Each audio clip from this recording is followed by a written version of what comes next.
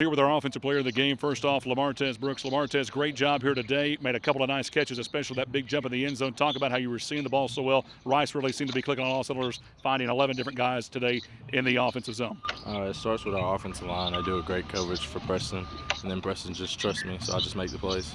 Talk about how the defense led the offense here. Your guys, of course, we got Alec over here next to us, how they really got you back on the field and kept that momentum rolling for you. Defense, it keeps us together, starting with Alec and Caddis and everybody else on defense. They just hold us together, and then we do our part when they put us in a great position. Let's get you back above 500, 2-1 of the OVC, 4-3 overall. You got homecoming next week, a good Eastern Kentucky game coming in. What's the next 7 days like for you?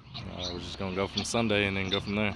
Thank you, sir. Appreciate it. All right, now moving over now to Alec Long. Alec, great job. Made a couple of nice tackles for loss today. Really set the momentum early to get that drive, that stop to start the game. Talk about how the defense was clicking today. The defense, we were just on all cylinders right here, man. We came out with that we don't want them to score mindset, and then I know we end up giving up points, but then we end up getting the job done for the team. Talk about now how this team is just seeming to gel week after week. You seem to be getting better, more stops. You held a good offensive team today to 17 points. Same thing last week at Eastern Illinois. What's the mindset on the defensive side of the ball over these last couple of weeks? Defensive mindset, man. We just got to come out, play, do your job for the team, and then everything else will come in hand.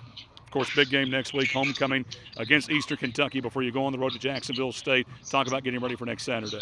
We got to keep the same mindset that we had this week for preparing, and then do our jobs when they come in our town. Thank you. Appreciate it, Alex. Yes, all right, now we'll talk to Coach Mitch Stewart. Coach, this right here is about as solid as a win, with both sides really just keying the momentum for each other. When the offense did a big lift, the defense got it, and then a big drive there at the end to get a touchdown to seal it. Yeah, I think the bottom line was when we needed plays were made, and that's the biggest thing. You look at the game as a whole, and defensively, offensively, both sides of the football, when a play was needed, we wound up making a play, and that's probably the best thing that I could say about tonight. It's just our guys, again, like these guys said, they played together, and they did their job. They made the play when their opportunity came. And now, of course, moving on to next week, before you have to get back on the bus to get home.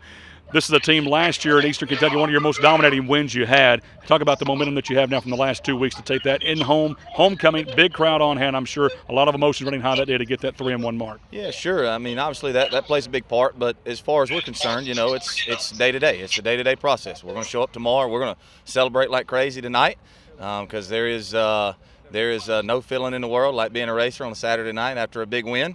Then tomorrow we'll come in and we'll go to work and we'll take it day by day the rest of the week. Sounds good. We always find a way, and there's no hope. We're all just believing. I'll see you next Saturday. You got it, brother. Thank you. Thank you. Thank you, Alec. Thank you, LaMartez. Thank you, Coach Stewart.